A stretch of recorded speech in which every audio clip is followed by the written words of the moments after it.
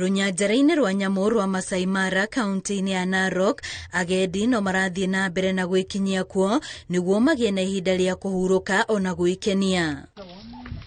Ũthaka wa mĩtambũrũko ĩrĩa ĩrĩ barabara-inĩ ya gũthiĩ Narok, nyamũ mĩthemba ĩtiganĩte cia gĩthaka, ũhoreru wa rĩera ona maũndũ megiĩ ũndũire arĩ o mamwe ma maũndũ marĩa magucĩrĩirie agendi aya. Very much. The climate is very nice. It's very cold back home. Okay.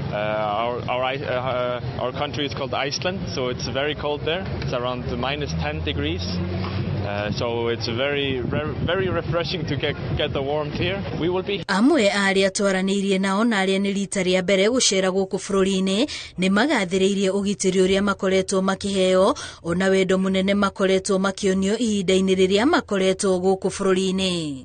And Kenya especially, everybody has been so welcoming. The people are so nice. They're so welcoming, and I feel so welcomed, and I've enjoyed it very much, and so much nice things and interesting things to see here. Just talking about in the phone, in the car, we said it's totally safe to be here as a tourist. We haven't been, it's totally safe. So we will say that to all of our friends back home. It's very safe. Ona kũrĩ o ũguo ahũũri biacara arĩa mehokaga agendi aya na kũmenderia indo marauga gũtirĩ na agendi aingĩ makĩringithania na mĩaka ya nahau kabere, noguo biacara yao ĩrĩ thĩ.